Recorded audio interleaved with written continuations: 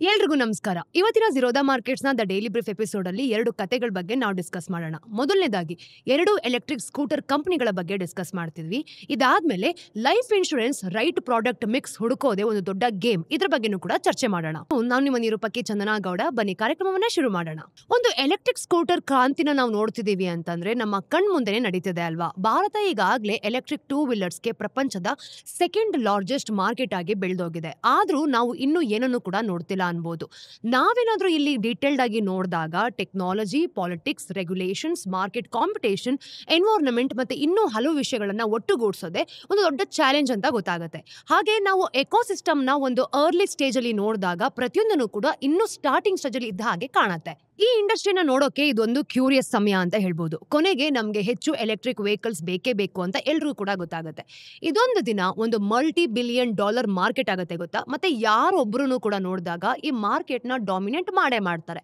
ಆದ್ರೆ ಆ ಬಿಸ್ನೆಸ್ ಹೇಗಿರುತ್ತೆ ಅಂತ ಯಾರಿಗೂ ಕೂಡ ಗೊತ್ತಿಲ್ಲ. ಸದ್ಯಕ್ಕೆ ಈ ಸೆಕ್ಟರ್ ನ ಪ್ರತಿಯೊಂದು ಭಾಗನೂ ಕೂಡ ಕಾನ್ಸ್ಟೆಂಟ್ಲಿ ಇದ್ರಲ್ಲೇ ಸೇರ್ಕೊಳ್ತಿದೆ ನೋಡಿ. ಪಾಲಿಸೀಸ್ ಇಂದ ಹಿಡಿದು ಕಂಪನೀಸ್ ಒಂದು ಕನ್ಸ್ಯೂಮರ್ ತನಕ ನಾವು ನೋಡಿದಾಗ ಇಲ್ಲಿ ಗ್ರೋತ್ ಗೆ ಇರುವಂತಹ ಪೊಟೆನ್ಶಿಯಲ್ ತುಂಬಾನೇ ದೊಡ್ಡದು. ಪ್ರತಿಯೊಬ್ರು ಫ್ಯೂಚರ್ ನ ಒಂದು leading two wheeler EV business ಕಟ್ಟೋದಕ್ಕೆ ತಮ್ಮ ಬೆಸ್ಟ್ ಶಾಟ್ ಕೊಡ್ತಿದ್ದಾರೆ ಗೊತ್ತಾ.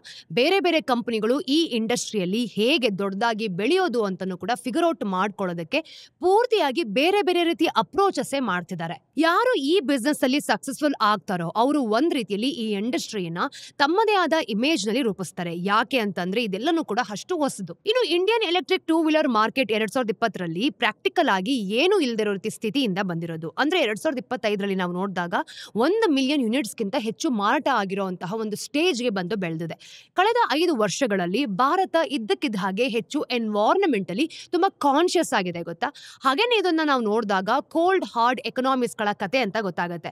ಪೆಟ್ರೋಲ್ ಪ್ರೈಸಸ್ ಅನ್ನು ಕೂಡ ನೋಡಿ ಸತತವಾಗಿ ಹೆಚ್ಚಾಗ್ತಿರೋದ್ರಿಂದ ಮತ್ತೆ ಎಲೆಕ್ಟ್ರಿಕ್ ಸ್ಕೂಟರ್ಗಳು ತುಂಬಾ ಕನ್ಸಿಡರ್ ರೇಟ್ ಇಂದ ನೋಡಿದ್ರು ಕೂಡ ಲೋವರ್ ರನ್ನಿಂಗ್ ಕಾಸ್ಟ್ ಆಫರ್ ಮಾಡ್ತಿರೋದ್ರಿಂದ ಎಲೆಕ್ಟ್ರಿಕ್ ಗೆ ಹೋಗುವಂತ ಒಂದು ಫೈನಾನ್ಷಿಯಲ್ ಮ್ಯಾಥ್ ಏನಿದೆ ಅಲ್ವಾ, ಕೊನೆಗೂ ಒಂದು ಆವರೇಜ್ ಇಂಡಿಯನ್ಗೆ ತುಂಬಾ ಸೆನ್ಸ್ ಆಗ್ತಾ ಇದೆ. ಇದರರ್ಥ ಈ ಸೆಗ್ಮೆಂಟ್ ತನ್ನ ಒಂದು ಪೊಟೆನ್ಶಿಯಲ್ ನ ಹತ್ರ ಇದೆ ಅಂತ ಏನಲ್ಲ.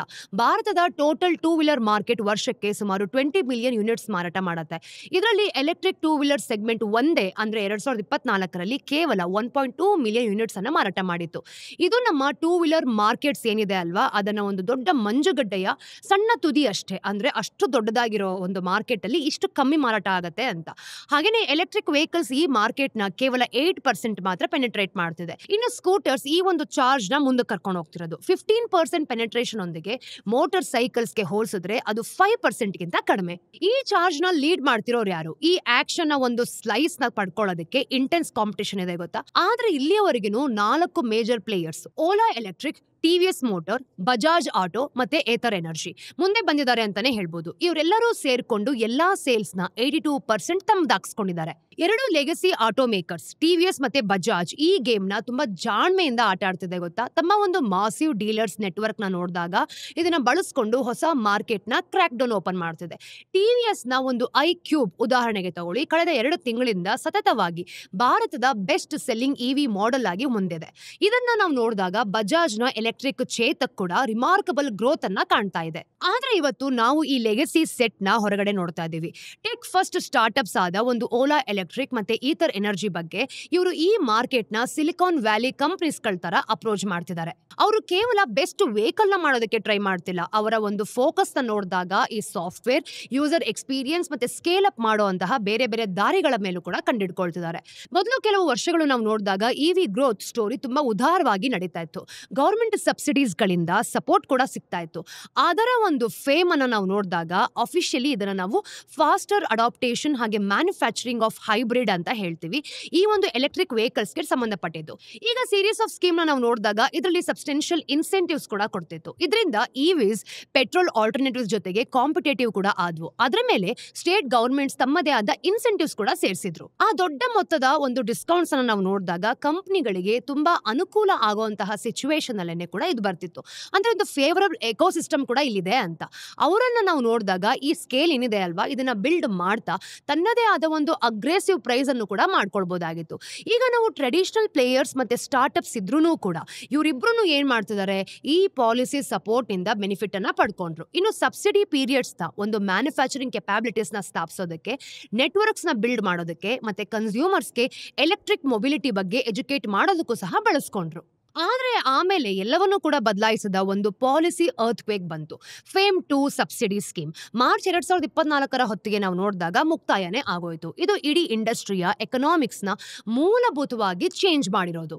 ಬದಲಿಗೆ ಸರ್ಕಾರ ಏನ್ ಮಾಡ್ತು, ಸ್ವಲ್ಪ ಕಡಿಮೆ ಎಕ್ಸ್ಪೆನ್ಸಿವ್ ಆದ ಎಲೆಕ್ಟ್ರಿಕ್ ಮೊಬಿಲಿಟಿ ಪ್ರಮೋಷನ್ ಸ್ಕೀಮ್ಸ್ ಕಡೆಗೆ ಸಾಕ್ತು. ಇದು ಏಪ್ರಿಲ್ 2024 4 ತಿಂಗಳ ಅವಧಿಗೆ ಬಂದಿದ್ದು ಅಂತ. ಆಮೇಲೆ ಸೆಪ್ಟೆಂಬರ್ ತನಕ ಕೂಡ ಎಕ್ಸ್ಟೆಂಡ್ ಆಯ್ತು. ಕೆಲವು ತಿಂಗಳುಗಳ ನಂತರ ಇದನ್ನ PM ಎಲೆಕ್ಟ್ರಿಕ್ ಡ್ರೈವ್ ರೆವಲ್ಯೂಷನ್ ಇನ್ innovative vehicle enhancement PME drive schemes ಇಂದ ರಿಪ್ಲೇಸ್ ಮಾಡಲಾಯಿತು. ಈ ಶಿಫ್ಟಿಂಗ್ ರೇಂಜ್ ಆಫ್ ಸ್ಕೀಮ್ಸ್ ಒಂದು ಸಮಸ್ಯೆ ಏನಿರುತ್ತೆ ಅಲ್ವಾ, ಅದು ಇಲ್ಲೇ ಕ್ರಿಯೇಟ್ ಆಗಿದ್ದು. ಆದ್ರೆ ಇದಕ್ಕಿಂತ ನಾವು ಮುಖ್ಯವಾಗಿ ನೋಡಿದಾಗ ಹೊಸ ಸ್ಕೀಮ್ ಅಡಿಯಲ್ಲಿ ಕನ್ಸ್ಯೂಮರ್ಸ್ಗೆ ತಮ್ಮ ಒಂದು ಕಾಸ್ಟ್ ಏನಿರುತ್ತೆ ಅದನ್ನ ಮಾಡ್ಕೊಳ್ಳೋದಕ್ಕೆ ಲೋವರ್ ಸಬ್ಸಿಡೀಸ್ ಕೂಡ ಇದ್ವು. ಈ ಹೊಸ ಒಂದು ಲಾಂಚ್ ಆಫ್ ಸ್ಕೀಮ್ಸ್ ಅನ್ನು ನಾವು ನೋಡಿದಾಗ ಗೌರ್ಮೆಂಟ್ ಏನ್ ಮಾಡುತ್ತೆ, ರೆಗ್ಯುಲರ್ ವೆಹಿಕಲ್ ಓನರ್ಸ್ ಕಡೆಯಿಂದ ಬಸ್ಸಸ್ ಆಗಿರ್ಬೋದು ಮತ್ತೆ ಟ್ರಕ್ಸ್ ತರದ ಒಂದು ಹೆವಿಯರ್ ವೆಹಿಕಲ್ ಕಡೆಗೆ ತನ್ನ ಫೋಕಸ್ ಅನ್ನ ಶಿಫ್ಟ್ ಮಾಡ್ತು.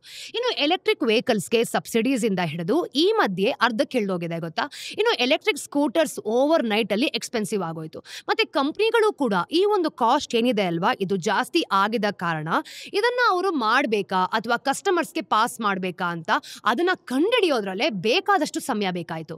ಇದೇ ಬ್ಯಾಕ್ ಗ್ರೌಂಡ್ ಅಲ್ಲಿ ನಾವು ಅತಿ ಇತ್ತೀಚಿನ ಅಂದ್ರೆ ಕ್ವಾರ್ಟರ್ ಜನವರಿ ಮಾರ್ಚ್ 2025 ಕಡೆಗೆ ಬರೋಣ. ಇದನ್ನ ನೋಡಕ್ಕೆ ತುಂಬಾ ಇಂಟ್ರೆಸ್ಟಿಂಗ್ ಪೀರಿಯಡ್ ಅಂತ ಅನ್ಸ್ಬೋದು. ಈ ಕ್ವಾರ್ಟರ್ ನಲ್ಲಿ ಅಂದ್ರೆ ಫಾರ್ಚುನೇಟ್ಲಿ ಕೆಲವು ತುಂಬಾ ಗಂಭೀರವಾದ ಹಿನ್ನಡೆಗಳು ಕೂಡ ಬದಲಾವಣೆ ಆಗಿದೆ. 1 ವರ್ಷದ ಹಿಂದೆ ಇದನ್ನ ಯಾರೂ ಕೂಡ ಪ್ರೆಡಿಕ್ಟೇ ಮಾಡಿರ್ಲಿಲ್ಲ. ಏತರ್ ಕಳೆದ ಕ್ವಾರ್ಟರ್ ನಲ್ಲಿ ಸ್ಟ್ರಾಂಗ್ ಗ್ರೋತ್ ಪೋಸ್ಟ್ ಮಾಡಿದೆ. ಅಂದ್ರೆ ಅವರ ಒಂದು operating revenue year on year 29% ಏರಿದೆ ಅಂತ 676 crores ತಲುಪಿದೆ ನೋಡಿ. ಇದಕ್ಕೆ ಬಹುಶಃ ಅವರ ಒಂದು ಯೂನಿಟ್ ಸೇಲ್ಸ್ ಒಂದು ಮಾಸಿವ್ ಸರ್ಜ್ ಅಂದ್ರೆ 47,411 ಸ್ಕೂಟರ್ಸ್ ಇಯರ್ ಓವರ್ ಇಯರ್ ಅಲ್ಲಿ ನಾವು ನೋಡಿದಾಗ 34% ಹೆಚ್ಚಾಗಿ ಮಾರಾಟ ಆಗಿರೋದೇ ಕಾರಣವಿರಬಹುದು. ಆದ್ರೆ ಎಲ್ಲ ಯಶಸ್ಸಿನ ಹಿಂದೆನೂ ಕೂಡ ಕಂಪನಿ ದುಡ್ಡನ್ನೇ ಮಾಡ್ತಿಲ್ಲ. ರೆವಿನ್ಯೂಸ್ ಹೆಚ್ಚಾದ ಹಾಗೆ ಅವರ ಒಂದು ಆಪರೇಟಿಂಗ್ ಎಕ್ಸ್ಪೆನ್ಸಸ್ ಕೂಡ ಹೆಚ್ಚಾಗ್ತದೆ. 762 crores ಇಂದ 849 crores ಬಂದಿದೆ ಅಂತ. ಆದ್ರೆ ಇಲ್ಲೊಂದು ಸಿಲ್ವರ್ ಲೈನಿಂಗ್ ಇದೆ ನೋಡಿ. ಈ ಕ್ವಾರ್ಟರ್ ನಲ್ಲಿ ಕಂಪನಿ ಈ ಗ್ಯಾಪ್ ಅನ್ನ ಕಡಿಮೆ ಮಾಡಿದೆ ಅಂತ, ಹೆಚ್ಚು ಎಫಿಷಿಯಂಟ್ ಆಗಿದೆ ಕೂಡ. ಅವರ ಒಂದು ಆಪರೇಟಿಂಗ್ ಮಾರ್ಜಿನ್ ಅಂದ್ರೆ ಈ ಒಂದು ಕೋರ್ ಬಿಸ್ನೆಸ್ ಆಪರೇಷನ್ ಇಂದ ಅವ್ರು ಗಳಿಸಿರೋದನ್ನ ಈ ಒಂದು ಕಳೆದುಕೊಳ್ಳುವಂತ ಮೊತ್ತವನ್ನ ನಾವು ನೋಡಿದಾಗ 45.6% ಇಂದ 25.5% ಡ್ರಾಮ್ಯಾಟಿಕಲಿ ಇಂಪ್ರೂವ್ ಆಗಿದೆ. ಇನ್ನು ಕಂಪನಿ ಬೇಸಿಕ್ಲಿ ತಾನು ಮಾರಾಟ ಮಾಡೋ ಪ್ರತಿ ಸ್ಕೂಟರ್ ಮೇಲೂ ಕೂಡ ತುಂಬಾನೇ ಕಡಿಮೆ ಫೈನಾನ್ಷಿಯಲ್ ಹಿಟ್ ಅನ್ನ ತಗೊಳ್ತಾ ಇದೆ. ಇದೆಲ್ಲವೂ ಕಂಪನಿಯ ಒಂದು ಬಾಟಮ್ ಲೈನ್ ನಲ್ಲಿ ಕಾಣಿಸ್ತಿದೆ ನೋಡಿ. ಅವರು ಲಾಭದಲ್ಲಿ ಇರೋದ್ರಿಂದ ಇನ್ ದ ಬ್ಲಾಕ್ ಅಂತ ಹೇಳ್ತೀವಿ. ಇನ್ನು ದೂರ ಇದ್ರೂ ಕೂಡ ಅವರ ಲಾಸಸ್ ಅನ್ನ ನೋಡಿದಾಗ ಇಯರ್ ಆನ್ ಇಯರ್ 17% ಕಡಿಮೆ ಆಗಿದೆ ಅಂತ 283 crores ಇಂದ 234 crores ಇಳಿದೋಗಿದೆ.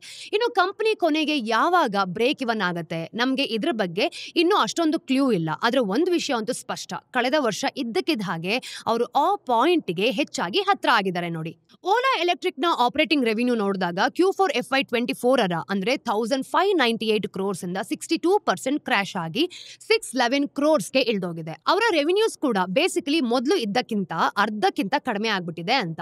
ಪರಿಸ್ಥಿತಿಯನ್ನ ಇನ್ನೂ ಕೂಡ ಕೆಟ್ಟದಾಗಿಸಿರ್ಬೋದು. ಯಾಕೆ ಅಂತಂದ್ರೆ ರೆವಿನ್ಯೂಸ್ ಕೊಲ್ಯಾಪ್ಸ್ ಆದ್ರೂ ಕೂಡ ಅವರ ಆಪರೇಟಿಂಗ್ ಎಕ್ಸ್ಪೆನ್ಸಸ್ 1,306 crores ಅಲ್ಲಿ ಹೆಚ್ಚಾಗಿನೇ ಉಳಿದಿದೆ. ಈ ಎಲ್ಲಾ ಸಮಸ್ಯೆಗಳಿಂದ ಕಂಪನಿಯ ಆಪರೇಟಿಂಗ್ ಮಾರ್ಜಿನ್ಸ್ ಪೂರ್ತಿ ಹಾಳಾಗೋಯ್ತು. ಅಂದ್ರೆ -19.5% ಇದ್ದದ್ದು -11-14% ಇಳಿದೋಗಿದೆ ನೋಡಿ. ಇದರರ್ಥ ಈ ಕ್ವಾರ್ಟರ್ ಅಲ್ಲಿ ಕಂಪನಿಗೆ ಬಂದ ಪ್ರತಿ ರುಪೀಸ್ಗೆ ಅವರ ನಿಜವಾಗ್ಲೂ ಕೂಡ ₹1 ಹೆಚ್ಚು ಕಳ್ಕೊಂಡಿದ್ದಾರೆ ಅಂತ. ನಿಖರವಾಗಿ ಹೇಳ್ಬೇಕು ಅಂತಂದ್ರೆ ₹1 14 ಪೈಸೆ ಅಲ್ವಾ. ಇದನ್ನ ಓವರ್ ಆಲ್ ಆಗಿ ನಾವು ನೋಡಿದಾಗ ಲೋವರ್ ಸೇಲ್ಸ್ ಜೊತೆ ಸೇರ್ಕೊಂಡು ನೋಡಿದ್ರೆ ಪರಿಸ್ಥಿತಿ ಹೀಗೇನಾದ್ರೂ ಮುಂದುವರೆದ್ರೆ ಇನ್ನೂ ಅನಾಹುತಕ್ಕೆ ಕಾರಣ ಆಗ್ಬೋದು ಅಂತ ಇಲ್ಲಿ ತೋರ್ಸತ್ತೆ. ಇದರ ಪರಿಣಾಮವಾಗಿ ಕಂಪನಿಯ ಬಾಟಲ್ ಲೈನ್ ತೀವ್ರವಾಗಿ ನಷ್ಟದಲ್ಲಿತ್ತು. ಅವರ ಒಂದು operating losses year on year ನೋಡಿದಾಗ ಡಬಲ್ ಗಿಂತ ಹೆಚ್ಚು, ಆದ್ರೆ 695 crores ಏರ್ಕೊಂಡಿದೆ ನೋಡಿ. ಬೇರೆ ಎಕ್ಸ್ಪೆನ್ಸಸ್ ಅನ್ನ ಸೇರಿಸಿದಾಗ ಅವರ ನೆಟ್ ಲಾಸಸ್ 870 crores ಎಕ್ಸ್ಪ್ಲೋಡ್ ಆಯ್ತು. ಇದು ಇಯರ್ ಆನ್ ಇಯರ್ 109% ಅಷ್ಟು ದೊಡ್ಡ ಏರಿಕೆ. ಅಂದ್ರೆ ಇದು ನಿಜಕ್ಕೂ ಕೂಡ ಶಾಕಿಂಗ್ ರಿವರ್ಸಲ್ ಅಲ್ವಾ. ಇದನ್ನ ಒಂದೇ ಒಂದು ಗಮನದಲ್ಲಿ ನಾವು ಇಟ್ಕೊಂಡ್ವಿ ಅಂತಂದ್ರೆ ಕೇವಲ 18 ತಿಂಗಳುಗಳ ಹಿಂದೆ ಓಲಾ ಎಲೆಕ್ಟ್ರಿಕ್ ತನ್ನ ಮುಂದಿನ 3 ಕಾಂಪಿಟೇಟರ್ಸ್ಗೆ ಒಟ್ಟಾಗಿ ಮಾರಾಟ ಮಾಡಿದ್ದಕ್ಕಿಂತ ಹೆಚ್ಚು ಸ್ಕೂಟರ್ಸ್ ಅನ್ನ ಮಾರಾಟ ಮಾಡ್ತಿತ್ತು. ಆದ್ರೆ ಆದ್ರೆ ಈಗ ಇದೇ ಮೊದಲ ಬಾರಿಗೆ ಏತರ್ನ ಒಂದು ಕ್ವಾರ್ಟರ್ಲಿ ರೆವಿನ್ಯೂ ನಿಜವಾಗ್ಲೂ ಕೂಡ ಓಲಾ ಎಲೆಕ್ಟ್ರಿನ ರೆವಿನ್ಯೂಸ್ ನ ನೋಡಿದಾಗ ಇದನ್ನ ದಾಟ್ಕೊಂಡು ಹೋಗಿದೆ. ಒಂದು ಕಾಲದಲ್ಲಿ ಇಂಡಿಯನ್ ಎಲೆಕ್ಟ್ರಿಕ್ ಸ್ಕೂಟರ್ಸ್ ಗಳ ಕಿಂಗ್ ಆಗಿದ್ದ ಕಂಪನಿ ಇದ್ದಕ್ಕಿದ್ದ ಹಾಗೆ ತುಂಬಾ ವೀಕ್ ಆಗಿ ಕಾಣ್ತಿದೆ ಇದನ್ನ ನಾವು ನೋಡಿದಾಗ. ಇದಕ್ಕೆ ತಕ್ಷಣದ ಕಾರಣ ಅಂತಂದ್ರೆ ಒಂದು ಆಪರೇಷನಲ್ ಕ್ರೈಸಿಸ್ ಅಂತ ಹೇಳ್ಬೋದು. ಫೆಬ್ರವರಿ 2025ರಲ್ಲಿ ಓಲಾ ಎಲೆಕ್ಟ್ರಿಕ್ ಒಂದು ಭಯಾನಕ ಒಂದು ರಿಜಿಸ್ಟ್ರೇಷನ್ ಸಮಸ್ಯೆವನ್ನ ಎದುರಿಸಿತ್ತು. ಅವ್ರು ಮಾರಾಟ ಮಾಡಿದ ಸಾವಿರಾರು ಸ್ಕೂಟರ್ಸ್ ಗವರ್ನಮೆಂಟ್ ಸಿಸ್ಟಮ್ ಅಲ್ಲಿ ಅಫಿಷಿಯಲಿ ರಿಜಿಸ್ಟರ್ ಆಗೋದಕ್ಕೆ ಸಾಧ್ಯನೇ ಆಗ್ಲಿಲ್ಲ.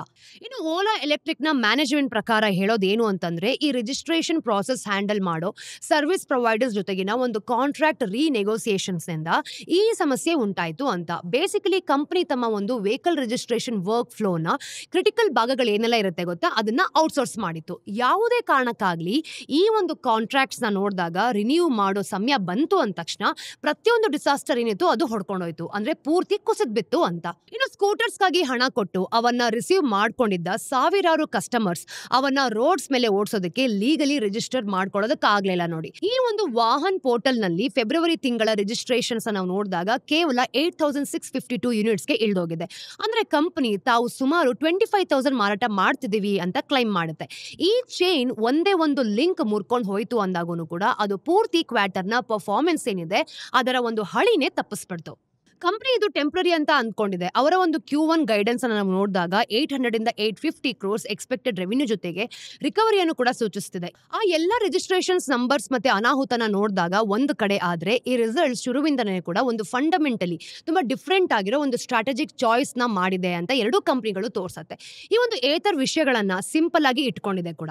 ಹಾಗೆ ಅವ್ರ ಹತ್ರ ಎರಡು ಮೇನ್ ಪ್ರಾಡಕ್ಟ್ಸ್ ಲೈನ್ಸ್ ಇದೆ ನೋಡಿ. 450 ಮತ್ತೆ ರಿಟ್ಸಾ ಫ್ಯಾಮಿಲಿ ಇದನ್ನ ಏಪ್ರಿಲ್ 2024ರಲ್ಲಿ ಲಾಂಚ್ ಮಾಡಿದ್ರು. ಇನ್ನು FY25 ಕೊನೆ ಹೊತ್ತಿಗೆ ನಾವು ನೋಡಿದಾಗ ಕಂಪನಿ ಹತ್ರ ಈ ಎರಡೂ ಲೈನ್ಸ್ ಗಳಲ್ಲಿ ಒಟ್ಟು ಒಂದು 7 ವೇರಿಯಂಟ್ಸ್ ಇತ್ತು. ಕೇವಲ ಒಂದು ವರ್ಷದ ಅವಧಿಯಲ್ಲಿ ರಿಟ್ಸಾದ ಅಫೋರ್ಡಬಿಲಿಟಿನ ನಾವು ನೋಡಿದಾಗ ಅದನ್ನ ಕಂಪನಿಯ ಮೋಸ್ಟ್ ಸಕ್ಸಸ್ಫುಲ್ ಪ್ರಾಡಕ್ಟ್ ರೇಂಜ್ ಆಗಿ ಮಾಡ್ತು ಗೊತ್ತಾ. ವರ್ಷದ ಕೊನೆಯಲ್ಲಿ ಈ ಒಂದು ಏತಾರ್ನ ಟೋಟಲ್ ಸೇಲ್ಸ್ ನಾವು ನೋಡಿದಾಗ 57% ಇದರಿಂದಾನೇ ಬಂದಿರೋದು.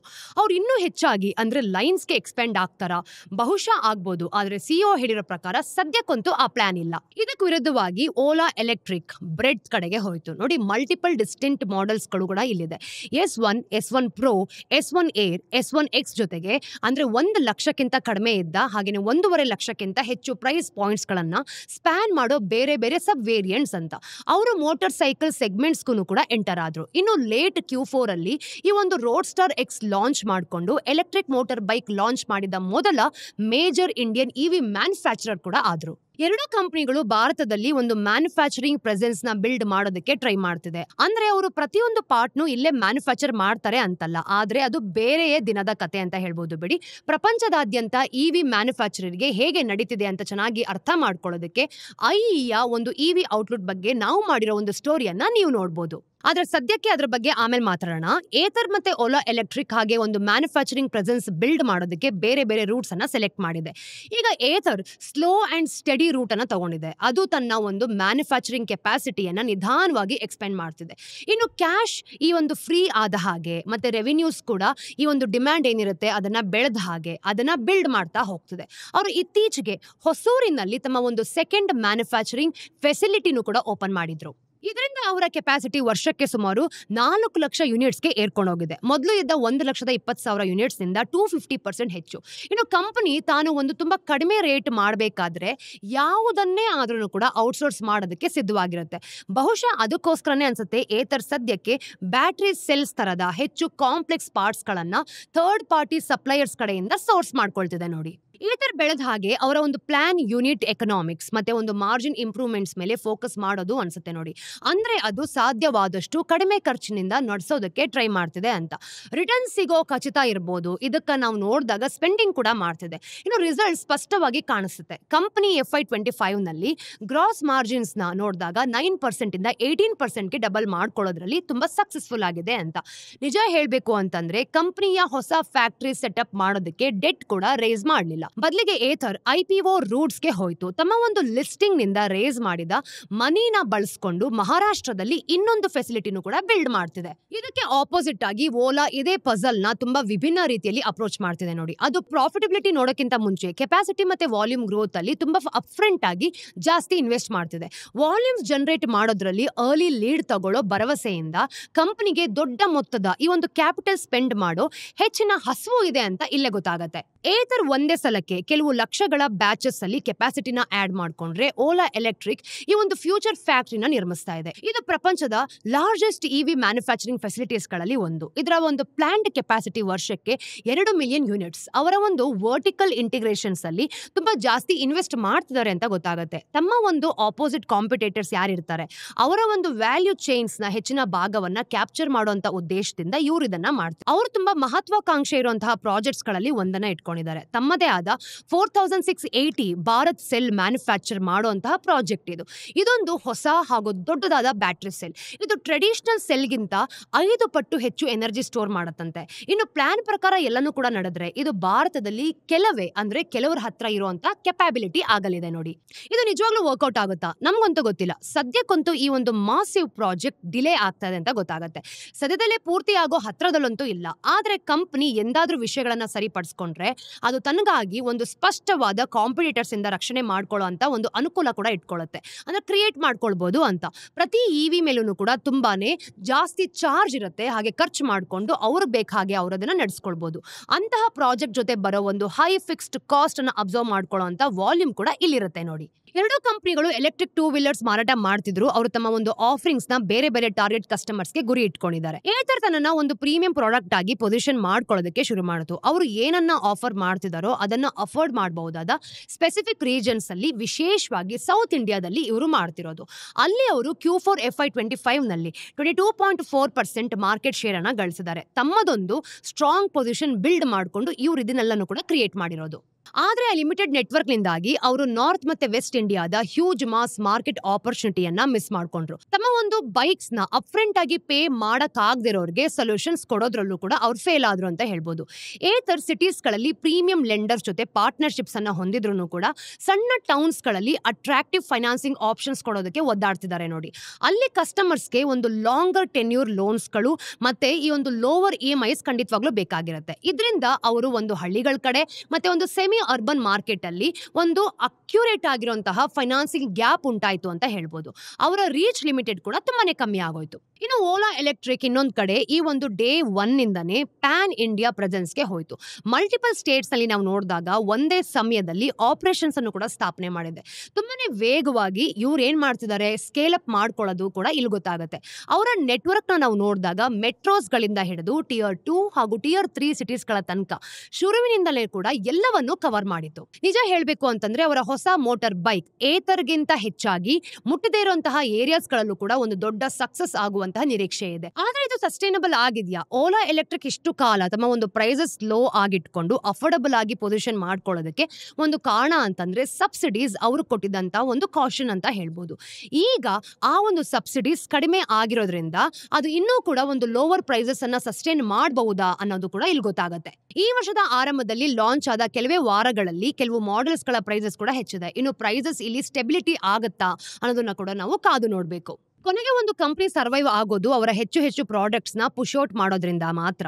ಅದಕ್ಕಾಗಿ ಅವರ ಒಂದು ಕಸ್ಟಮರ್ಸ್ ಏನಿರ್ತಾರೆ ಆದಷ್ಟು ಸುಲಭವಾಗಿ ತಲುಪಬೇಕು, ಆ ರೀತಿ ಅವ್ರು ಪ್ಲಾನ್ ಮಾಡ್ಕೋಬೇಕು. ಅದಕ್ಕೋಸ್ಕರನೇ ಅವರು ತಮ್ಮ ಒಂದು ಕನ್ಸ್ಯೂಮರ್ಸ್ ನ ಹೇಗೆ ತಲುಪ್ತಾರೆ ಅನ್ನೋದನ್ನ ನಾವು ಮುಂದಿನ ದಿನಗಳಲ್ಲಿ ಕಾದು ನೋಡೋಣ. ಏಥರ್ FY25 ನಲ್ಲಿ ತಮ್ಮ ಒಂದು ಎಕ್ಸ್ಪೀರಿಯನ್ಸ್ ಸೆಂಟರ್ಸ್ ಗಳನ್ನ 208 ರಿಂದ ಹಿಡಿದು 351 ಗೆ ಎಕ್ಸ್ಪೆಂಡ್ ಮಾಡ್ತು. ಇದು 69% ಮಾತ್ರ ಇನ್ಕ್ರೀಸ್ ಆಗಿರೋದು. ಪ್ರತಿಯೊಂದು ಸೆಂಟರ್ ಗಳಲ್ಲೂ ಕೂಡ ಸೇಲ್ಸ್ ಮತ್ತೆ ಒಂದು ಸರ್ವಿಸ್ ಫಂಕ್ಷನ್ಸ್ ಎರಡೂ ಕೂಡ ಇದ್ವು.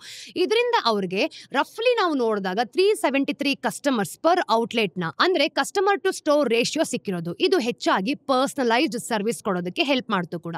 ಆದ್ರೆ ಸ್ಕೇಲ್ ವಿಷಯದಲ್ಲಿ ಇದು ತಮ್ಮ ಒಂದು ರೈವಲ್ ಮುಂದೆ ಪೂರ್ತಿಯಾಗಿ ಚಿಕ್ಕದಾಗಿ ಕಾಣಿಸ್ತು ನೋಡಿ. ಇನ್ನು ಓಲಾ ಎಲೆಕ್ಟ್ರಿಕ್ ಇಂಡಿಯನ್ ಆಟೋಮೇಟಿವ್ ಹಿಸ್ಟ್ರಿಯಲ್ಲೇ ಅತಿ ಡ್ರಾಮ್ಯಾಟಿಕ್ ನೆಟ್ವರ್ಕ್ ಎಕ್ಸ್ಪಾನ್ಷನ್ಸ್ ಗಳಲ್ಲಿ ಒಂದನ್ನ ಮಾಡ್ತು. ಕೇವಲ ಕೆಲವು ತಿಂಗಳುಗಳಲ್ಲಿ ನಾವು ನೋಡಿದಾಗ ಈ ಒಂದು ಆನ್ಲೈನ್ ಸೇಲ್ಸ್ ಇಂದ 4000 ಫಿಸಿಕಲ್ ಸ್ಟೋರ್ಸ್ ಮತ್ತೆ ಸರ್ವಿಸ್ ಪಾಯಿಂಟ್ಸ್ ಗಳಿಗೆ ಹೋಗಿರೋದು. ಈ ರಿಟೇಲ್ ಎಕ್ಸ್ಪ್ಲೋಷನ್ಸ್ ಅವ್ರಿಗೆ ಯಾವುದೇ ಒಂದು EV ಮ್ಯಾನುಫ್ಯಾಕ್ಚರರ್ ಗಿಂತ ವೈಡೆಸ್ಟ್ ಜಿಯೋಗ್ರಾಫಿಕ್ ಕವರೇಜ್ ಅನ್ನ ಕೊಡ್ತು ಅಂತ ಹೇಳುತ್ತೆ. ಅಂದ್ರೆ ಇದರಿಂದ ಅವರಿಗೆ ಸುಮಾರು 86 ಕಸ್ಟಮರ್ಸ್ ಪರ್ ಔಟ್ಲೆಟ್ ನ ಕಸ್ಟಮರ್ ಟು ಸ್ಟೋರ್ ರೇಷಿಯೋ ಸಿಕ್ಕಿರೋದು. ರೇಸ್ ಇನ್ನೂ ಮುಗ್ದಿಲ್ಲ. ಭಾರತದಲ್ಲಿ ಎಲೆಕ್ಟ್ರಿಕ್ ಸ್ಕೂಟರ್ ರೆವಲ್ಯೂಷನ್ ಇನ್ನೂ ತನ್ನ ಕಥೆಯನ್ನ ಬರಿತಾನೆ ಹೋಗ್ತಾ ಇರತ್ತೆ. ಮತ್ತೆ Q4 2025 ಅಲ್ಲಿ ನೋಡಿದಾಗ ಕೇವಲ ಇದೊಂದು ಚಾಪ್ಟರ್ ಅಷ್ಟೇ. ಮುಂದೆ ಏನಾಗುತ್ತೆ ನಾವು ಕೂಡ ಕಾದ್ ನೋಡೋಣ. ಈಗ ಮುಂದಿನ ಸ್ಟೋರಿಯಲ್ಲಿ ಭಾರತದ ಲೈಫ್ ಇನ್ಶೂರೆನ್ಸ್ಗೆ ಒಂದು ಫೋರ್ತ್ ಕ್ವಾರ್ಟರ್ Q4 FY25ಗೆ ಒಂದು ಮಿಕ್ಸ್ಡ್ ಕ್ವಾರ್ಟರ್ ಆಗಿತ್ತು. 4 ದೊಡ್ಡ ಕಂಪನಿಗಳು LIC, HDFC life, SBI life ಮತ್ತೆ ICICI ಪ್ರುಡೆನ್ಷಿಯಲ್ ಇವುಗಳನ್ನ ಕೀ ಮೆಟ್ರಿಕ್ಸ್ ಗಳನ್ನ ನೋಡಿದಾಗ ಒಂದು ಕ್ವಿಕ್ ಲುಕ್ ನೋಡಿದ್ರೆ ಇದು ಸ್ಪಷ್ಟವಾಗಿ ನಮಗೆ ಗೊತ್ತಾಗುತ್ತೆ. ಇನ್ಶೂರೆನ್ಸ್ ಅಲ್ಲಿ ನಾವು ನೋಡ್ತಿದೀವಿ ಅಂತಂದ್ರೆ ಆನ್ಯುವಲ್ ಪ್ರೀಮಿಯಂ ಇಕ್ವಲೆಂಟ್ ಅಂದ್ರೆ ಏನ್ ಗೊತ್ತಾ, ಆ ಒಂದು ಪೀರಿಯಡ್ ನಲ್ಲಿ ಹೊಸ ಪಾಲಿಸೀಸ್ ಮಾರಾಟ ಮಾಡೋದ್ರಿಂದ ಬಂದಂತಹ ಒಂದು ನ್ಯೂ ಸೇಲ್ಸ್ ಅಥವಾ ಪ್ರೀಮಿಯಮ್ಸ್ ಗಳನ್ನ ಅಳಿಯೋ ಸ್ಟ್ಯಾಂಡರ್ಡ್ ಮೆಜರ್ಸ್ ಅಂತ ಹೇಳ್ತೀವಿ. ವ್ಯಾಲ್ಯೂ ಆಫ್ ನ್ಯೂ ಬಿಸ್ನೆಸ್ ಅಂದ್ರೆ ಆ ಹೊಸ ಪಾಲಿಸೀಸ್ ಗಳಿಂದ ಬಂದ ಪ್ರಾಫಿಟ್. ಮತ್ತೆ ನೀವು ಮೇಲೆ ನೋಡೋ ಹಾಗೆ ಈ ಎರಡೂ ವಿಷಯಗಳಲ್ಲೂ ಕೂಡ ಎಲ್ಲರ ಪರ್ಫಾರ್ಮೆನ್ಸ್ ಅನ್ನ ನೋಡಿದಾಗ ದೊಡ್ಡ ವ್ಯತ್ಯಾಸ ಖಂಡಿತವಾಗ್ಲೂ ಕಂಡು ಬರುತ್ತೆ. ಕಳೆದ ಕ್ವಾರ್ಟರ್ ನಲ್ಲಿ LICಯ ಸೇಲ್ಸ್ ಮತ್ತೆ ವ್ಯಾಲ್ಯೂ ಎರಡೂ ಕೂಡ ಕಡಿಮೆ ಆಯಿತು. ಅಂದ್ರೆ ಕ್ರಮವಾಗಿ 11% ಮತ್ತೆ 3.2% ಡೌನ್ ಅಂತ. HDFC ಲೈಫ್ ಬ್ಯಾಲೆನ್ಸ್ಡ್ ಗ್ರೋತ್ ಸಾಧಿಸಿದೆ ಅಂತ ಹೇಳ್ಬೋದು. ಇನ್ನು SBI ಲೈಫ್ ಇದರ ಒಂದು ಮಾರ್ಜಿನ್ ನಾವು ನೋಡಿದಾಗ ಚಾಂಪಿಯನ್ ಆಗಿ ಮುಂದೆ ಬಂದಿದೆ. ಕೇವಲ 2% ಸೇಲ್ಸ್ ಬಂಪ್ ನ 10% ಪ್ರಾಫಿಟ್ ಸರ್ಜ್ ಆಗಿ ಕನ್ವರ್ಟ್ ಮಾಡ್ತು. ಆದ್ರೆ ನಾವು ಬೇಸಿಕ್ಲಿ ನೋಡಿದಾಗ ಈ ಒಂದು ಸ್ಟೋರಿ ICICI ಪ್ರುಡೆನ್ಷಿಯಲ್ ಏನಿದೆ ಇಲ್ಲೇ ಇರ್ಬೋದು ಅಂತ ಗೊತ್ತಾಗುತ್ತೆ. ಸೇಲ್ಸ್ ಅಲ್ಲಿ ಡ್ರಾಪ್ ಆದ್ರೂ ಕೂಡ ತನ್ನ ಒಂದು ನ್ಯೂ ಬಿಸ್ನೆಸ್ ಪ್ರಾಫಿಟ್ಸ್ ನ 2% ಗಿಂತ ಹೆಚ್ಚಿದೆ. ಇದು ಇನ್ಕ್ರೀಸ್ ಮಾಡ್ಕೊಳ್ಳೋಕೆ ಮ್ಯಾನೇಜ್ ಮಾಡ್ತು ಕೂಡ. ಇದು ಪ್ರಾಫಿಟಬಿಲಿಟಿ ಮ್ಯಾನೇಜ್ಮೆಂಟ್ ನ ಒಂದು ಗಮನಾರ್ಹ ಸಾಧನೆ ಅಂತ ಅಲ್ವಾ. ತುಂಬಾ ಸಿಂಪಲ್ ಆಗಿ ಹೇಳ್ಬೇಕು ಅಂತಂದ್ರೆ HDFC ಲೈಫ್ ಎಲ್ಲಾ ವಿಧದಲ್ಲೂ ಕೂಡ ಚೆನ್ನಾಗಿ ಪರ್ಫಾರ್ಮ್ ಮಾಡ್ತು. ಇನ್ನು SBI ಲೈಫ್ ಈ ಒಂದು ಮಾಡೆಸ್ಟ್ ಗ್ರೋತ್ ನ ಈ ಒಂದು ಪ್ರಾಫಿಟ್ಸ್ ಆಗಿ ಬದಲಾಯಿಸಿದೆ. LIC ಹಾಗೂ ICICI ಪ್ರೂವ್ ನ ನಾವು ನೋಡಿದಾಗ ಇದು ಒಂದು ಟಫ್ ಸೇಲ್ಸ್ ಎನ್ವೈರನ್ಮೆಂಟ್ ಗಳನ್ನ ನ್ಯಾವಿಗೇಟ್ ಮಾಡಿದೆ ಅಂತ ಗೊತ್ತಾಗುತ್ತೆ. ಆದ್ರೂ ICICI ಪ್ರೂವ್ ತನ್ನ ಒಂದು ಬಾಟಮ್ ಲೈನ್ ಅಂದ್ರೆ ನೆಟ್ ಪ್ರಾಫಿಟ್ ಅನ್ನ ಕಾಪಾಡ್ಕೊಂಡಿದೆ, ವಿಚ್ ಇಸ್ ವೆರಿ ಇಂಪ್ರೆಸಿವ್. ಈ ಕಂಪನಿಗಳ ಮಾರ್ಜಿನ್ಸ್ ಯಾಕೆ ಇಷ್ಟೊಂದು ವೈಡ್ಲಿ ವೇರಿ ಆಗುತ್ತೆ? ಇದೇನು ಕಂಪನಿಗಳು ರಾ ಮೆಟೀರಿಯಲ್ಸ್ ತಗೊಳ್ಳೋದಕ್ಕೆ ಜಾಸ್ತಿ ಸ್ಪೆಂಡ್ ಮಾಡೋ ಬಿಸ್ನೆಸ್ ಖಂಡಿತವಾಗ್ಲೂ ಅಲ್ಲ. ಹಾಗಾದ್ರೆ ವಾಲ್ಯೂಮ್ಸ್ ಮತ್ತೆ ಪ್ರಾಫಿಟ್ಸ್ ಮಧ್ಯೆ ಯಾಕೆ ಇಷ್ಟೊಂದು ವ್ಯತ್ಯಾಸ? ಒಂದು ಇನ್ಶೂರೆನ್ಸ್ ಕಂಪನಿ ಮಾಡೋ ಯಾವುದೇ ಸೇಲ್ ಇನ್ನೊಬ್ಬ ಇನ್ಶೂರರ್ ಮಾಡೋ ಬೇರೆ ಸೇಲ್ಸ್ ತರಾನೇ ಕಾಣಿಸ್ಬೇಕು ಅಲ್ವಾ?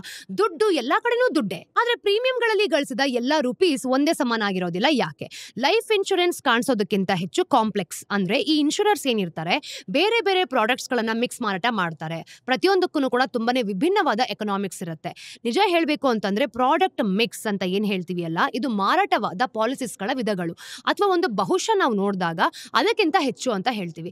ಗ್ರೋತ್ ಮತ್ತೆ ಪ್ರಾಫಿಟಬಿಲಿಟಿಯನ್ನ ಡ್ರೈವ್ ಮಾಡುತ್ತೆ ಕೂಡ. ಅದಕ್ಕೋಸ್ಕರನೇ ಒಬ್ಬ ಇನ್ಶೂರರ್ನ ರಿಸಲ್ಟ್ಸ್ ತುಂಬಾ ಕಮ್ಮಿ ಮಾಡೋದಕ್ಕೆ ಅವರು ನಿಖರವಾಗಿ ಏನು ಮಾರಾಟ ಮಾಡ್ತಿದ್ದಾರೆ ಅಂತ ಬ್ರೇಕ್ ಡೌನ್ ಮಾಡಲೇಬೇಕು. ಸ್ಟಡಿ ಅಂಡ್ ಪ್ರಾಫಿಟಬಲ್ ಆಗಿರುತ್ತೆ, ಹೌದು. ಈ ಒಂದು ಥಿನ್ ಮಾರ್ಜಿನ್ಸ್ ನಡುವೆ ಹಾಗೇನೆ ಒಂದು ವ್ಯತ್ಯಾಸವನ್ನು ನಾವು ನೋಡಿದಾಗ ಎರಡೂ ಕಂಪನಿಗಳು ಕೂಡ ಅಂದ್ರೆ per capita 5,000 crore premium collect ಮಾಡಿದ್ರು ಆ ಹಣ ಎಲ್ಲಿಂದ ಬಂತು ಅನ್ನೋದ್ರ ಮೇಲೆ ಕೊನೆಗೆ ತುಂಬಾನೇ ವಿಭಿನ್ನವಾದ ಪ್ರಾಫಿಟ್ಸ್ ಜೊತೆನೂ ಕೂಡ ಉಳಿಬಹುದು. ಈ ವ್ಯತ್ಯಾಸವನ್ನ ಯಾವುದು ಸೃಷ್ಟಿಸುತ್ತೆ ನೋಡಿ, ಇನ್ಶೂರೆನ್ಸ್ ಬಿಸ್ನೆಸ್ ಅತಿ ಸರಳವಾದ ಟರ್ಮ್ಸ್ ಅಲ್ಲಿ ಹೀಗೆ ಕೆಲಸ ಮಾಡುತ್ತೆ. ಇನ್ಶೂರರ್ಸ್ ಪಾಲಿಸಿ ಹೋಲ್ಡರ್ಸ್ ಗಿಂತ ಪ್ರೀಮಿಯಮ್ಸ್ ಅನ್ನ ಕಲೆಕ್ಟ್ ಮಾಡಿಕೊಂಡು ಫ್ಯೂಚರ್ ಪೇ ಔಟ್ಸ್ ಅನ್ನ ಪ್ರಾಮಿಸ್ ಮಾಡ್ತಾರೆ. ಇದರಿಂದ ಅವ್ರ ಹತ್ರ ಸುಮ್ನೆ ಕೂತಿರೋ ಮಾಸಿವ್ ಅಮೌಂಟ್ ಆಫ್ ಕ್ಯಾಪಿಟಲ್ ಕೂಡ ಬರುತ್ತೆ.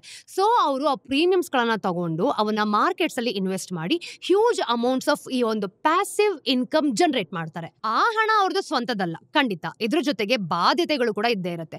ವರ್ಸ್ಟ್ ಕೇಸ್ ಸಿನಾರಿಯೋದಲ್ಲಿ ಏನಾದ್ರೂ ನಡಿಬೇಕಾಗಿರುವಂತಹ ಘಟನೆ ನಡೀತು ಅಂತಂದ್ರೆ ಅವರು ಕ್ಲೇಮ್ಸ್ ಏನಿರುತ್ತೆ ಅದನ್ನ ಪೇ ಮಾಡ್ಬೇಕಾಗತ್ತೆ. ಮೆಚುರಿಟಿ ಸಮಯದಲ್ಲಿ ಅವರ ಒಂದು ಗ್ಯಾರಂಟಿಡ್ ಅಮೌಂಟ್ಸ್ ಕೂಡ ವಾಪಸ್ ಕೊಡ್ಬೋದು. ಕೆಲವೊಮ್ಮೆ ಆ ಒಂದು ಆಬ್ಲಿಗೇಷನ್ಸ್ ಶಾರ್ಟ್ ಟರ್ಮ್ ಆಗಿರ್ಬೋದು. ಇನ್ನು ಮಾರ್ಕೆಟ್ ಪರ್ಫಾರ್ಮೆನ್ಸ್ ಆಧಾರದ ಮೇಲೆ ಅವರು ಆ ಇನ್ವೆಸ್ಟ್ಮೆಂಟ್ ರಿಟರ್ನ್ಸ್ ನ ಕೂಡ ಶೇರ್ ಮಾಡ್ತಾರೆ. ಉಳಿದೆಲ್ಲಾನು ಕೂಡ ಇನ್ಶೂರರ್ ಪ್ರಾಫಿಟ್. ಆದ್ರೆ ಕೆಲವೊಮ್ಮೆ ಇನ್ಶೂರರ್ಸ್ ಏನಿರ್ತಾರೆ ಆ ಪ್ರಾಫಿಟ್ ನ ಕೂಡ ಪಾಲಿಸಿ ಹೋಲ್ಡರ್ಸ್ ಗೆ ವಾಪಸ್ ಕೊಡ್ಬೇಕಾಗತ್ತೆ. ಈ ಬೇಸಿಕ್ ಫ್ಲೋ ನ ಅರ್ಥ ಮಾಡ್ಕೊಳ್ಳೋದು ಬೇರೆ ಬೇರೆ ತರದ ಒಂದು ಪಾಲಿಸೀಸ್ ತಮ್ಮ ಒಂದು ಪ್ರಾಫಿಟಬಿಲಿಟಿಯಲ್ಲಿ ಯಾಕೆ ಇಷ್ಟೊಂದು ಜಾಸ್ತಿ ವ್ಯತ್ಯಾಸ ಆಗುತ್ತೆ ಅನ್ನೋದನ್ನ ಸ್ಪಷ್ಟಪಡಿಸೋದಕ್ಕೆ ಸಹಾಯ ಮಾಡುತ್ತೆ. ಆದ್ರೆ ನಾವು ನಂಬರ್ಸ್ ಕಡೆಗೆ ವಾಪಸ್ ಕರ್ಕೊಂಡು ಹೋಗೋದಕ್ಕಿಂತ ಮುಂಚೆ ಲೈಫ್ ಇನ್ಶೂರೆನ್ಸ್ ಪ್ರಾಡಕ್ಟ್ಸ್ ಗಳ ಒಂದು ಸಿಂಪಲ್ ಫ್ರೇಮ್ ವರ್ಕ್ ಮೂಲಕ ಕಾಂಟೆಕ್ಸ್ಟ್ ಅನ್ನ ಸೆಟ್ ಮಾಡೋಣ. ನೋಡಿ, ಇದನ್ನ ನಾವು ಡಿಕೋಡ್ ಮಾಡಿದ್ರೆ Q4 ರಿಸಲ್ಟ್ಸ್ ಗಳು ತುಂಬಾನೇ ಸ್ಪಷ್ಟವಾಗಿ ಕೊಡುತ್ತೆ. ಒಂದು ಆಕ್ಸೆಸ್ ನಲ್ಲಿ ನಾವು ಒಂದು ಪಾರ್ಟಿಸಿಪೇಟಿಂಗ್ ವರ್ಸಸ್ ನಾನ್ ಪಾರ್ಟಿಸಿಪೇಟಿಂಗ್ ಪಾಲಿಸೀಸ್ ನ ಇಟ್ಟಿದೀವಿ ಅಂತ ಅನ್ಕೊಳ್ಳೋಣ. ಬೇಸಿಕಲಿ ಕಸ್ಟಮರ್ಸ್ ಇನ್ಶೂರರ್ ನ ಒಂದು ಪ್ರಾಫಿಟ್ ಅಲ್ಲಿ ಪಾರ್ಟಿಸಿಪೇಟ್ ಮಾಡ್ತಾರಾ ಇಲ್ವಾ ಅಂತ ಕೇಳೋದು. ಇನ್ನೊಂದು ಆಕ್ಸೆಸ್ ನಲ್ಲಿ ನಾವು ಒಂದು ಗ್ಯಾರಂಟಿಡ್ ವರ್ಸಸ್ ಮಾರ್ಕೆಟ್ ಲಿಂಕ್ ಅನ್ನ ಇಟ್ಟಿದ್ದೇವೆ. ಅಂದ್ರೆ ಒಂದು ರಿಟರ್ನ್ ಬೆನಿಫಿಟ್ಸ್ ಅನ್ನ ನೋಡಿದಾಗ ಮೊದಲೇ ಫಿಕ್ಸ್ಡ್ ಆಗಿರುತ್ತಾ ಅಥವಾ ಮಾರ್ಕೆಟ್ ಪರ್ಫಾರ್ಮೆನ್ಸ್ ಗೆ ಲಿಂಕ್ ಆಗಿರುತ್ತಾ ಅಂತ. ಪಾರ್ಟಿಸಿಪೇಟಿಂಗ್ ಅಂಡ್ ಗ್ಯಾರಂಟಿಡ್ ಇವು ಒಂದು classic participating savings policies. Traditional endowment ಅಥವಾ ಒಂದು ಹೋಲ್ ಲೈಫ್ ಪ್ಲಾನ್ಸ್ ಅಂತ ಅನ್ಕೊಳ್ಳಿ. ಇಲ್ಲಿ ಇನ್ಶೂರರ್ ಪ್ರತಿ ವರ್ಷ ಬೋನಸ್ ಅನ್ನ ಡಿಕ್ಲೇರ್ ಮಾಡ್ತಾರೆ. ಇಲ್ಲಿ ಪಾಲಿಸಿ ಹೋಲ್ಡರ್ಸ್ ಇನ್ಶೂರರ್ ನ ಒಂದು ಪಾರ್ಟಿಸಿಪೇಟಿಂಗ್ ಫಂಡ್ಸ್ ನ ಪ್ರಾಫಿಟ್ ಅಲ್ಲಿ ನೋಡಿದಾಗ ಶೇರ್ ಅನ್ನ ಪಡಿತಾರೆ.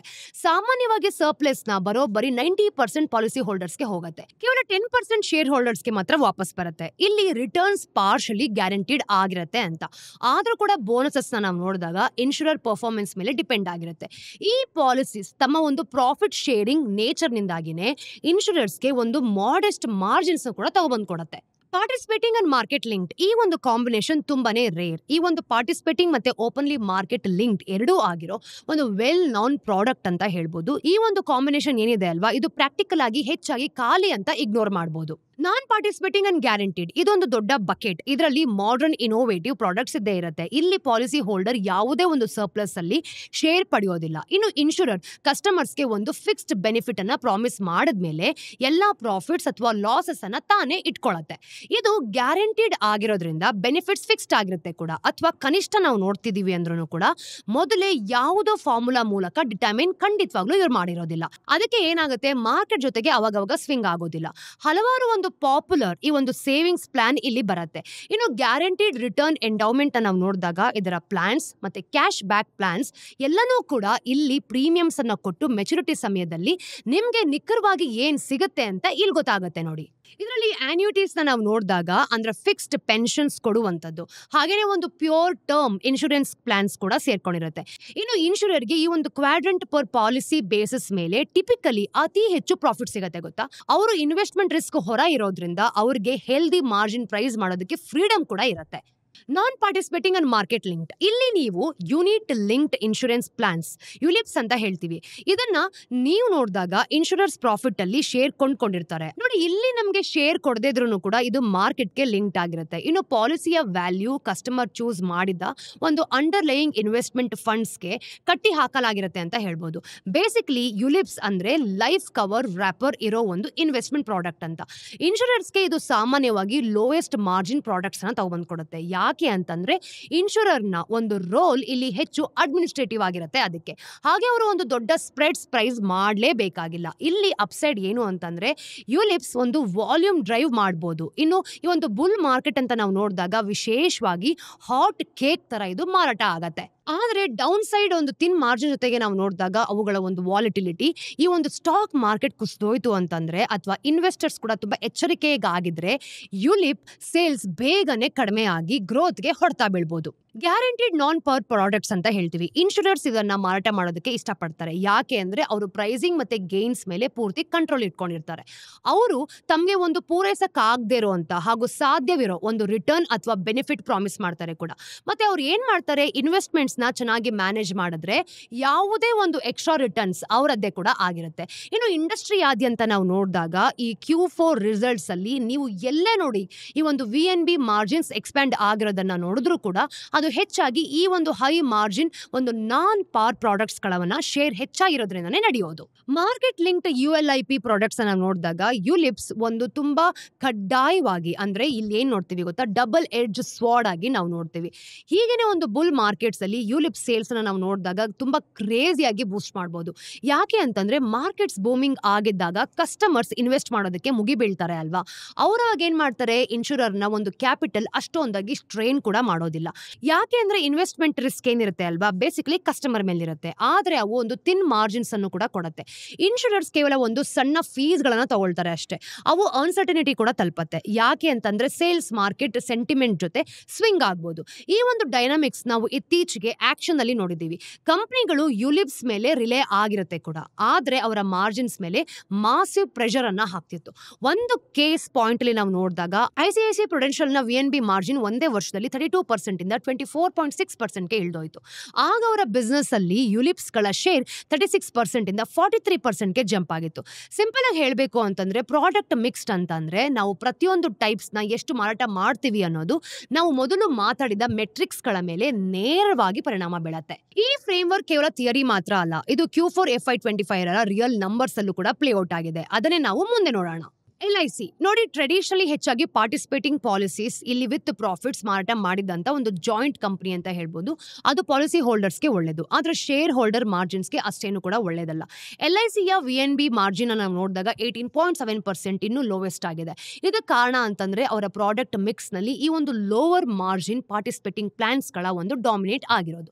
ಆದ್ರೆ ಅವರು ಇದನ್ನ ಪಿವೋಟ್ ಮಾಡ್ಕೊಳ್ಳೋದಕ್ಕೆ ಟ್ರೈ ಮಾಡ್ತಿದ್ದಾರೆ. ಫಾರ್ ಎಕ್ಸಾಂಪಲ್ ಪ್ರಾಫಿಟಬಿಲಿಟಿ ಬೂಸ್ಟ್ ಮಾಡೋಕೆ ಹೆಚ್ಚು ನಾನ್ ಪರ್ ಸೇವಿಂಗ್ಸ್ ಮತ್ತೆ ಒಂದು ಟರ್ಮ್ಸ್ ಪ್ಲಾನ್ ಪುಷ್ ಮಾಡ್ತಾರಾ, ಇದು ಒಂದು ಸಹಾಯ ಮಾಡ್ತಿದೆ ಅಂತಾನೂ ಕೂಡ ಗೊತ್ತಾಗುತ್ತೆ. ಅವರ ಮಾರ್ಜಿನ್ 1 ವರ್ಷದ ಹಿಂದೆ 17% ಇತ್ತು. ಹಾಗಾಗಿ ಈಗ ನಾವು ನೋಡಿದಾಗ 18.7% ಫಿಗರ್ ಔಟ್ ಆಗಿರೋದು ಒಂದು ದೊಡ್ಡ ಇಂಪ್ರೂವ್ಮೆಂಟ್. HDFC ಲೈಫ್ ಒಂದು ಬ್ಯಾಲೆನ್ಸ್ಡ್ ಅಪ್ರೋಚ್ ತಗೊಂಡಿದೆ. ಹಾಗೆ ಇದು ಯಾವ ರೀತಿ ರಿಸಲ್ಟ್ಸ್ ಕೊಡ್ತಿದೆ ಅಂತಾನೂ ಕೂಡ ಕಾಣುತ್ತೆ ನೋಡಿ. ಕಂಪನಿ ಹತ್ರ ಒಂದು ಡೈವರ್ಸಿಫೈಡ್ ಪೋರ್ಟ್ಫೋಲಿಯೋ ಇದೆ. ಅವರು ಯಾವುದೇ ಒಂದು ಸಿಂಗಲ್ ಪ್ರಾಡಕ್ಟ್ ಟೈಪ್ ಮೇಲೆ ತುಂಬಾನೇ ಡಿಪೆಂಡ್ ಆಗಿರೋದಿಲ್ಲ. ನಿಜ ಹೇಳಬೇಕು ಅಂತಂದ್ರೆ HDFC ಲೈಫ್ ಕೆಲವು ಒಂದು ಪಾಯಿಂಟ್ಗಳಿಗೆ ನಾವು ಹೋಲಿಸಿದ್ರೆ ಯುಲಿಪ್ಸ್ ಮೇಲೆ ತುಲನಾತ್ಮಕವಾಗಿ ಕಡಿಮೆ ರಿಲಯನ್ಸ್ ಅನ್ನ ಹೊಂದಿದೆ. ಹಾಗೆ ಒಂದು ಪಾರ್ ಹಾಗೆ ನಾನ್ ಪಾರ್ ಯುಲಿಪ್ಸ್ ಮತ್ತೆ ಒಂದು ಪ್ರೊಟೆಕ್ಷನ್ಸ್ ಗಳಲ್ಲಿ ನಾವು ನೋಡಿದಾಗ ಹೆಲ್ದಿ ಮಿಕ್ಸ್ ಮಾರಾಟ ಮಾಡ್ತಾರೆ. ಬಹುಶಃ ಇದೇ ಕಾರಣದಿಂದ ಅವರ ಒಂದು ಪ್ಯಾಕ್ ನ ಕೂಡ ಲೀಡ್ ಮಾಡ್ತಿದ್ದಾರೆ ಅಂತ ಗೊತ್ತಾಗುತ್ತೆ ನೋಡಿ. SBI ಲೈಫ್ Q4 ನಲ್ಲಿ ಅಗ್ರೆಸಿವ್ ಗ್ರೋತ್ ಗಿಂತ ಪ್ರಾಫಿಟಬಿಲಿಟಿ ಸ್ಪಷ್ಟವಾಗಿ ಪ್ರಯಾರಿಟೈಸ್ ಮಾಡಿದೆ. ಅವರ ಒಂದು ಹೈ ಮಾರ್ಜಿನ್ ಪ್ರಾಡಕ್ಟ್ಸ್ ಕಡೆಗೆ ಈ ಒಂದು ಮಿಕ್ಸ್ ನ ಟಿಲ್ಟ್ ಮಾಡೋ ಒಂದು ಕಾನ್ಶಿಯಸ್ ಡಿಸಿಷನ್ ಅನ್ನ ತಗೊಂಡಿದ್ದಾರೆ. ಅವರು ಕೂಡ ಇದನ್ನೆಲ್ಲ ತುಂಬಾ ಕಷ್ಟಪಟ್ಟಿರೋದ್ರಿಂದ ಅವ್ರಿಗೆ ರಿಸಲ್ಟ್ ಸಹ ಬಂದಿದೆ ನೋಡಿ. SBI ಲೈಫ್ ನ ಮ್ಯಾನೇಜ್ಮೆಂಟ್ ನಾನ್ ಪಾರ್ ಸೇವಿಂಗ್ಸ್ ಮತ್ತೆ ಒಂದು ಪ್ರೊಟೆಕ್ಷನ್ ಕಡೆಗೆ ದೊಡ್ಡ ರೀತಿಯಲ್ಲಿ ಫೋಕಸ್ ಶಿಫ್ಟ್ ಮಾಡಿದ್ರು. ಹಾಗೆ ಒಂದು ಲೋ ಮಾರ್ಜಿನ್ ಮತ್ತೆ ಯುಲಿಪ್ ಬಿಸ್ನೆಸ್ ನ ಬ್ಯಾಕ್ ಸೀಟ್ ಗೆ ತಳ್ಳೋಗಿದೆ. ಇದರ ಪರಿಣಾಮವಾಗಿ ನಾವು ನೋಡಿದಾಗ ಓವರ್ ಆಲ್ APE ಗ್ರೋತ್ ಕೇವಲ 2% ಇಯರ್ ಆನ್ ಇಯರ್ ಇತ್ತು. ಇನ್ನು ಬೇಸಿಕ್ಲಿ ಫ್ಲಾಟ್ ಆದ್ರೆ ಅವರ VNB ಮಾರ್ಜಿನ್ ಏನಾಯ್ತು ನೋಡಿ, ಅದು ವರ್ಷದಿಂದ ಹಿಂದಿನ ಸುಮಾರು ನೋಡಿದಾಗ 28.3% ಇಂದ 30.4% ಗೆ ಜಂಪ್ ಆಗಿದೆ. ICICI Pru ನಾವು ನೋಡಿದಾಗ ತಮ್ಮ ಒಂದು ಪ್ರಾಡಕ್ಟ್ ಮಿಕ್ಸ್ ನ ರೀಬ್ಯಾಲೆನ್ಸ್ ಮಾಡೋ ಜರ್ನಿಯಲ್ಲಿ ಇದೆ. ಆದ್ರೆ ಅದೊಂದು ಓವರ್ ನೈಟ್ ಚೇಂಜ್ ಆಗೋದಿಲ್ಲ. ಹಿಸ್ಟಾರಿಕಲಿ ICICI Pru ತುಂಬಾನೇ ಒಂದು ಯುಲಿಪ್ ಹೆವಿ ಆಗಿದೆ ನೋಡಿ. ಇದಂತೂ ನಿಜ. ಹೇಳಬೇಕು ಅಂತಂದ್ರೆ ಹಿಂದಿನ ವರ್ಷಗಳಲ್ಲಿ ಯುಲಿಪ್ಸ್ ಅಲ್ಲಿ ಮಾರ್ಕೆಟ್ ಲೀಡರ್ ಆಗಿದ್ರು. FY24 ಯುಲಿಪ್ಸ್ ಅವರ ಒಂದು APE ಸುಮಾರು 43% ಭಾಗ ಆಗಿದೆ. ಇದು ನಾವು ಡಿಸ್ಕಸ್ ಮಾಡಿದ ಹಾಗೆ ಮಾರ್ಜಿನ್ಸ್ಗೆ ಹೊಡೆತ ಖಂಡಿತವಾಗ್ಲೂ ಕೊಡುತ್ತೆ. ಕಂಪನಿ ಈಗ ತನ್ನ ಒಂದು ಬೇರೆ ಲೈನ್ಸ್ ಏನಿದೆ ಅಲ್ವಾ, ಅದನ್ನ ಕಂಟಿನ್ಯೂಸ್ ಆಗಿ ಗ್ರೋತ್ ಮಾಡ್ಕೊಳ್ಳೋದಕ್ಕೆ ಪುಷ್ ಮಾಡ್ತಿದೆ. ಇನ್ನು ಪ್ಲೇನ್ ಟರ್ಮ್ಸ್ ಅಲ್ಲಿ ಹೇಳಬೇಕು ಅಂತಂದ್ರೆ ICICI Pru ಕ್ಯಾಚ್ ಅಪ್ ಆಗ್ತಿದೆ ಅಂತ. ಅವರ ಒಂದು ಯುಲಿಪ್ಸ್ ಮೇಲಿನ ಓವರ್ ಆಲ್ ರಿಲಯನ್ಸ್ ನ ಕಡಿಮೆ ಮಾಡಿಕೊಂಡು ಮಾರ್ಜಿನ್ಸ್ ನ ಲಿಫ್ಟ್ ಮಾಡೋದಕ್ಕೆ ನಾನ್ ಪರ್ ಗ್ಯಾರಂಟಿಡ್ ಪೋರ್ಟ್ಫೋಲಿಯೋನ ಬಲಪಡಿಸೋದಕ್ಕೆ ಟ್ರೈ ಮಾಡ್ತಿದ್ದಾರೆ. Q4 FY25 ನ ಒಂದು ಸ್ಕೋರ್ ಕಾರ್ಡ್ ಒಂದು ವಿಷಯವನ್ನ ತುಂಬಾ ಸ್ಪಷ್ಟ ಮಾಡುತ್ತೆ.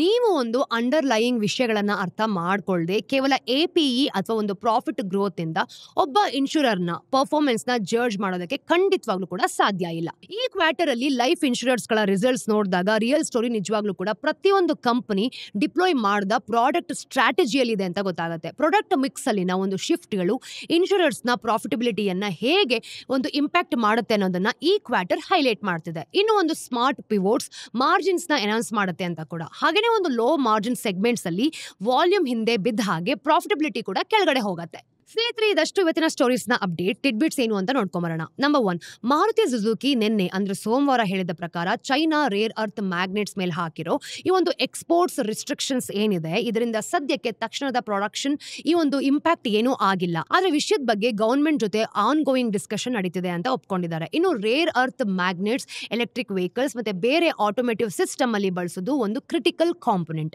ಚೈನಾ ಈ ಮ್ಯಾಗ್ನೆಟ್ಸ್ ಗಳ ಒಂದು ಗ್ಲೋಬಲ್ ಪ್ರಾಸೆಸಿಂಗ್ ಕೆಪಾಸಿಟಿಯನ್ನ 90% ಗಿಂತ ಹೆಚ್ಚು ಕಂಟ್ರೋಲ್ ಮಾಡತ್ತಂತೆ.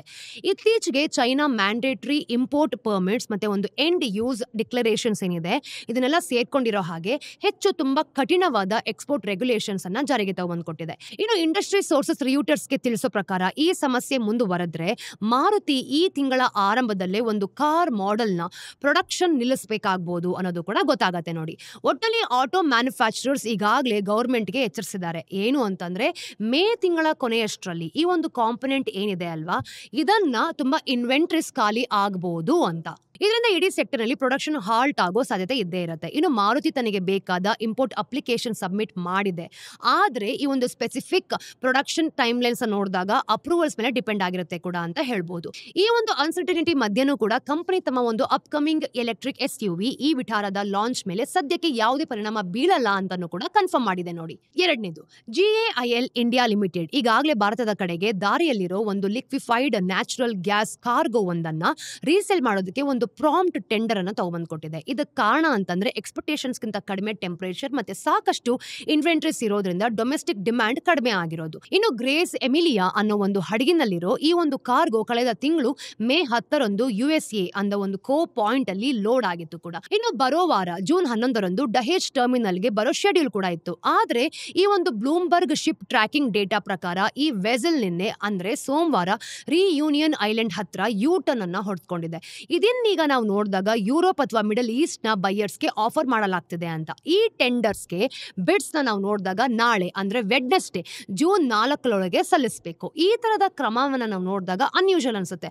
ಯಾಕೆ ಅಂತಂದ್ರೆ ಡೆಸ್ಟಿನೇಷನ್ ಹತ್ರ ಬಂದಿರೋ ಕಾರ್ಗೋನ ಮಾರಾಟ ಮಾಡೋದು ಸಾಮಾನ್ಯವಾಗಿ ಈ ಶಿಪ್ಪಿಂಗ್ ಕಾಸ್ಟ್ ನಿಂದಾಗಿ ಲಾಭದಾಯಕ ಅಲ್ಲ ಅನ್ನೋದು ಕೂಡ ಇಲ್ಲಿ ಗೊತ್ತಾಗತ್ತೆ ನೋಡಿ. ಅಷ್ಟು ಮಾತ್ರ ಅಲ್ಲ, ಗೇಲ್ ಆ ಒಂದು ವೆಸಲ್ ಮುಂದಿನ ತಿಂಗಳು ನೋಡಿದಾಗ ಜೂನ್ 12 ತನ್ನ ಒಂದು ನೆಕ್ಸ್ಟ್ ಲೋಡಿಂಗ್ಸ್ಗಾಗಿ ಪಾಯಿಂಟ್ಸ್ಗೆ ವಾಪಸ್ ಬರೋ ಹಾಗೇನು ಕೂಡ ನೋಡ್ಕೊಳ್ಬೇಕು. ಕಳೆದ ವರ್ಷ 2024 ಇದೇ ತರ ಡೈವರ್ಷನ್ ಆಗಿತ್ತು. ಆಗ ದಹೇಜ್ ಅಲ್ಲಿ ಹೈ ಸ್ಟೋರೇಜ್ ಲೆವೆಲ್ಸ್ ಇದ್ದಿದ್ರಿಂದ ಗೇಲ್ ಇನ್ನೊಂದು ಪ್ರಾಂಪ್ಟ್ ಕಾರ್ಗೋನ ಆಫ್ಲೋಡ್ ಕೂಡ ಮಾಡಿತ್ತು. ಕೊನೆಯ ಟಿಡ್ಬಿಟ್, NMDC May 2025 iron ore production ಮತ್ತೆ ಸೇಲ್ಸ್ ಅಲ್ಲಿ ಅತಿ ದೊಡ್ಡ ಏರಿಕೆಯನ್ನ ಕಂಡಿದೆ ಅಂತ ರಿಪೋರ್ಟ್ ಮಾಡಿದೆ.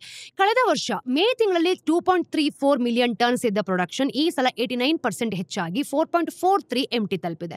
ಸೇಲ್ಸ್ ಕೂಡ ಕಳೆದ ವರ್ಷ 2.82 ಮಿಲಿಯನ್ ಟನ್ಸ್ ಇದ್ದದ್ದು ಇದಕ್ಕೆ ಹೋಲಿಸಿದ್ರೆ ಈ ಬಾರಿ 54% ಹೆಚ್ಚಾಗಿ 4.34 MTಗೆ ಆಗಿದೆ.